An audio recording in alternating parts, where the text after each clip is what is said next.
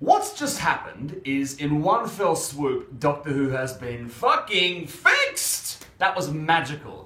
The Day of the Doctor was a 10 out of 10 from me, in case you're wondering. I have just come back from 10 minutes of unnaturally loud sobbing in the next room, and I'm not even vaguely ashamed of that. If I was wearing mascara, I would look like a panda right now. Okay, here's the deal. The Day of the Doctor was dense and funny and wonderful, and it was everything that the 50th anniversary special should have been. If you haven't seen it, if you didn't stay up to watch it, and if you're weirdly choosing to watch this, and if you somehow haven't had the whole thing already spoiled for you, then turn this freaking video off and watch it. I don't care how you do it. Now, I'm in something of a tiz right now, and I'm having trouble collecting my thoughts, and I'm in the ugliest hotel room I've ever seen. So much wicker! But what I want to do is just quickly break down the things that I loved. I'm going to start from the back end, okay? When they time-locked Gallifrey into the painting, and all the Doctors appeared, and then the dude at the desk, the Time Lord kind of military guy, is like, no, there's 13, and then BAM! Capaldi's eyes. Holy crap. That was some smouldering, teasery awesomeness right there. So, we already know Capaldi's going to be a badass. From that still, you couldn't see what kind of a TARDIS he had, but we do know that he's a sexy bastard. Other things that were amazing. John Hurt.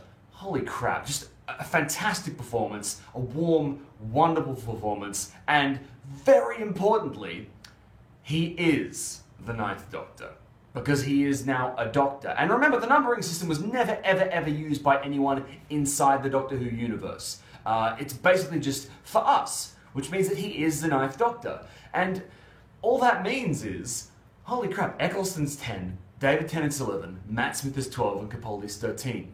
And as I predicted, moving on to the next thing I love, we have a major story arc for the next season. That arc being Gallifrey, and by having another thing I loved, Tom Baker in the gallery, casually stating that at some point you're probably going to end up going back and revisiting this body because it was so much fun. Which implies that he does get to Gallifrey and he does address the issue of regeneration limits. Because he needed to get to Gallifrey or deal with the Time Lords again, which we were worried wouldn't happen, to get more regenerations, because now he's in his final incarnation. So we know that's going to happen at some point. What's going to be interesting is finding out how he gets there and what happens. Are we going to see Rassilon again, played by Timothy Dalton? Are we going to have the Master coming back? Holy crap, the potential is endless. Another thing I loved, the final shot of all the Doctors, even though it did look kind of incredibly, awesomely, obviously fake. What else was good? Oh, David Tennant. Oh, fantastic. Well, wonderful. Well, terrific. And, so much awesomeness. John Hurt's screwdriver? Those 3 sonics, a genuinely clever plot device of having the calculations start back in the 9th incarnation and then work their way through.